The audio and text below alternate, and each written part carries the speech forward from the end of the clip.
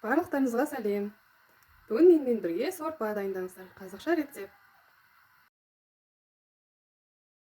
Міне осындай әдемі сорпа дайындаймыз. Бізге ол үшін қажетті заттар: картоп, пияз, сәбіз және де жарты килограмм немесе 400 грамм ет.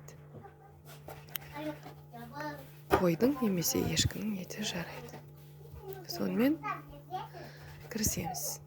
Етті ірілеу етіп турап аламыз.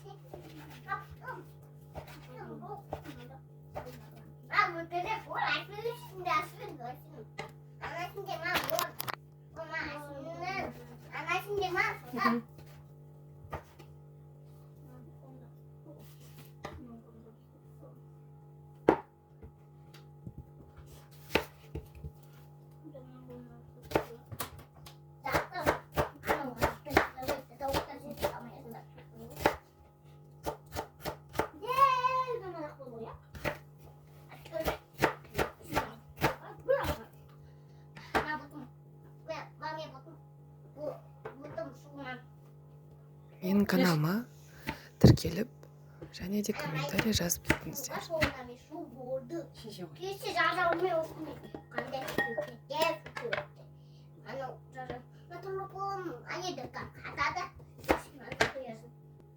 Мен қасымдағы көмектесіп жүрген балаларым.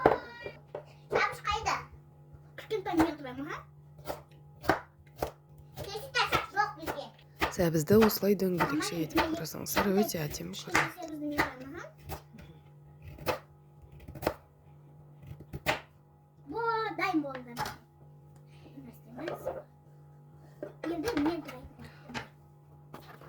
Екі сәбіз бізге жетеді.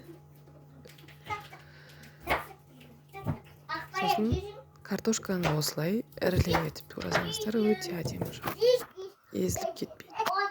Сорпа қайнаған кезде. Қызып тұрған майға. Осылай етті қуырамыз. Етті 10 минут қызарғанша қуырайық.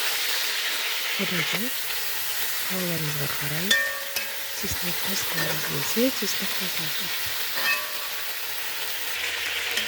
Чеснокты қосамыз, сосын кішкене қара бұрыш салуға болады. Қалауларыңызға қарай чеснок қоссаңыздар болады. Маған өте қатты ұнайды чеснок қосқанмен, сондықтан қосамын. Маған чеснок қостым. Етті 10 минут қуырамыз. Сондықтан мен чеснок қостым. Ал сіздер қалауларыңызға қарай. Сорпа 2 сағат қайнатамыз. Ақырын отта қайнағанша астын қатты етіп қоямыз. Қайнаған соң астын төмендетіп, сонымен 2 сағат қайнатамыз. Сорпа өте дәмді. Осылай пиязын саламыз да, оны да кішкене сарғайғанша қуырамыз.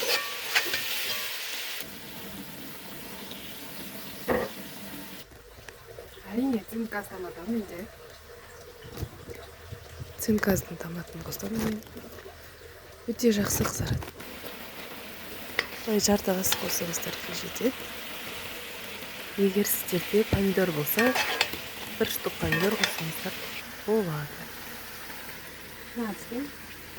Сосын 3 литр су құямыз.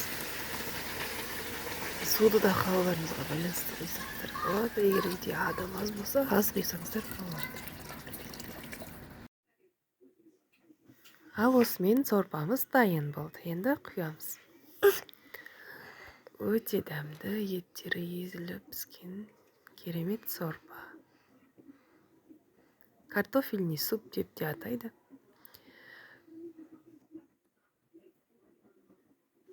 Қалауларыңызға байланысты бетіне зелень сепсеңіздер болады. Менің мамамның рецепт бойынша дайындадым. Өте дәмді сорпа. Мен каналыма жазылуды ұмытпаңыздар.